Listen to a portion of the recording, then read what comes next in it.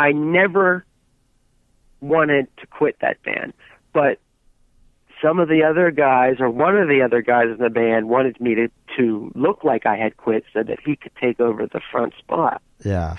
If you know what I'm saying. I know what you're saying, yeah. So that's how that happened.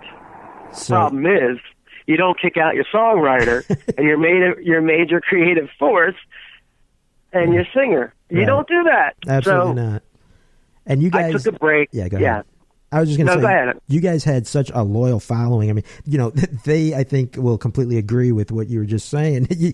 That's not CKY without Deron Miller. As much as I hate to comment on something that sounds so arrogant and egotistical, I'm actually just being confident. Mm-hmm. Yeah, and I think there's nothing wrong with that at all. I mean, I see that from... well, most people, you know what? You're arrogant unless somebody gives you permission to be confident. Right. Like, I could say, oh, man, I was such a terrible singer for that band. I was such a horrible guitar player. And the fans could say, what, are you crazy? You were the best, man. You were fucking kicked ass. But if I said, if it wasn't for me, that band wouldn't have gone anywhere, and I was the guy that did all the artistic shit, and I was the one that wrote the songs, and I was the best guy to front that band and all that shit, all of a sudden you're arrogant. Yeah. So you kind of need permission from other people when you're trying to, when you're putting yourself down. You need people to give you the permission to pat yourself on the back. Right. And with that said, you know what? I was a damn good frontman to that band, and I was the best frontman to that band, and I was the best singer for that band, and I was the best writer and guitar player for that band. And I don't care what anyone says. They could say that's arrogant, whatever, but that's the truth. I think most of the CKY Alliance would absolutely agree with that as well. I know I certainly do. I mean, hearing the songs that you wrote, being performed by the band now, it doesn't sound like CKY. It's just a fact. It's a fact. I wouldn't know because I've never bought a ticket. Yeah, right. All I'm doing is going by what my music sounds like now, right, with 3 other guys that know and want to know how to play their instruments. Yeah. So when we play live now and we play these songs that I wrote 10, 15 years ago, they sound the way they should sound. You talked a little bit about the exit of CKY, how you didn't really quit. I mean, I just came home. What happened was I came home from an Australian tour, hungover. I had a movie shoot, 2 days of shooting, hungover. I mean, there's a movie that's called Caesar Notto's Deadly Christmas. If you watch that movie and you see me, you can tell that I did not have a good time in Australia. Right. So, and the reason I didn't have a good time in Australia at that time, I did before, but the second time was because I came home and it was like, you guys are in the red. You didn't make any money doing what you were just doing. And I'm like, well, fuck. Yeah. We must be dying off. This isn't working anymore.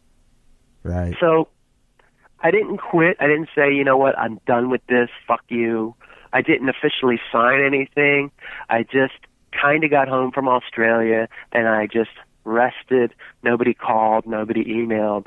And then all of a sudden it was, I quit. Oh, man. And a certain somebody got the chance to prove that he should have been in the front of the band. Yeah. And from what I've heard, now there's only 2 people on that stage, so that just goes to show you. It showed a lot of disrespect at first, and it was really arrogant to think that you can just, I'm taking the mic, I'm taking the guitar. Yeah. Dude, you can hardly play guitar. I mean, most of the times you weren't even in the mix, and you didn't even know it. Yeah.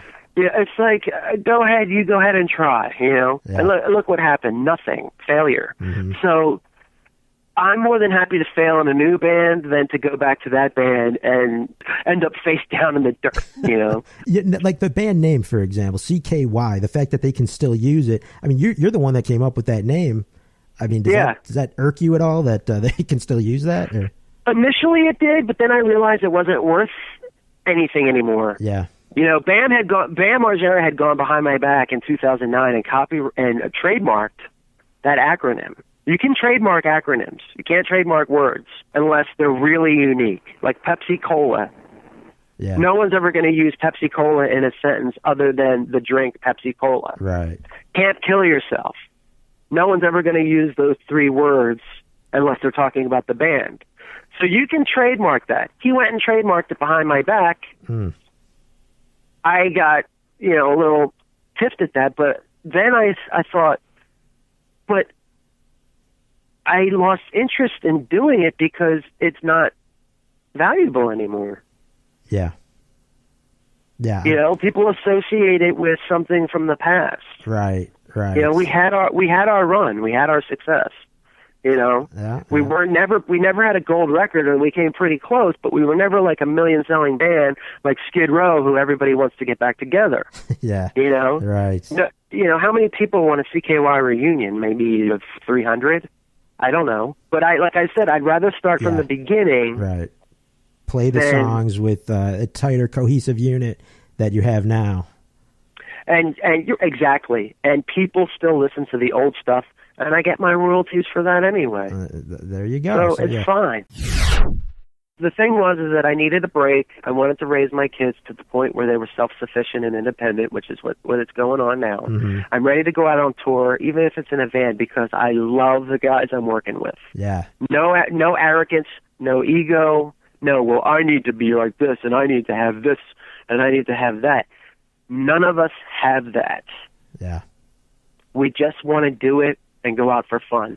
And I'll find things to keep busy with because I want this second chance, and I want to do what I maybe should have done, which is greet every single motherfucker that buys a ticket and comes through that door.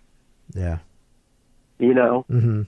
Spend more time with the fans, but rather than being hungover and saying, "Oh, Deron, you have an interview." Oh God, I don't want to do that. Right. There's so many days like that where, Jess, you do the interview. No, I don't want to do it. Chad, you do it. No, Deron, do it. Oh fuck, I got to do an interview. Yeah. That was stuff that we took for granted. We should have been on cloud 9. Yeah. More people wanting to talk to us, and we blew it. So I'm starting from scratch. I don't want to play empty clubs with an old band. I'll play empty clubs with a new band that might get bigger. Yeah. But I'm not going to play empty clubs with a band that was big and is going to die. So I still have the ambition. I have the drive. I have the creativity. Yeah, and I like what you said, a second chance kind of to, Mm-hmm. really, you see what happened in the past and you learn from a lot of that stuff. And now you sure do. Yeah. Because you have a lot of time to reflect on it, and you have a lot of time to say, I should have done this differently, or I shouldn't have talked so badly about this person, or I just shouldn't have been a dick all around. Not always, but when you're hungover and maybe you're buzzed because you're trying to chase your hangover or kill your hangover, you just don't feel like it, and it gets old. Yeah, right. And that's something that we never should. At least me, I never should have felt that way. Mm-hmm. And now I'm so excited about the music that I'm making now, which I think is better than the music that I made before. And the people that are coming to us with such strong, expectations and excitement. Yeah. And the records are selling, and I'm shipping out CDs, and I'm selling vinyl of all this stuff, and it's just going back. It's getting stronger again, and I just want to make sure that I go through it this time not as a fucking total wasteoid, Right.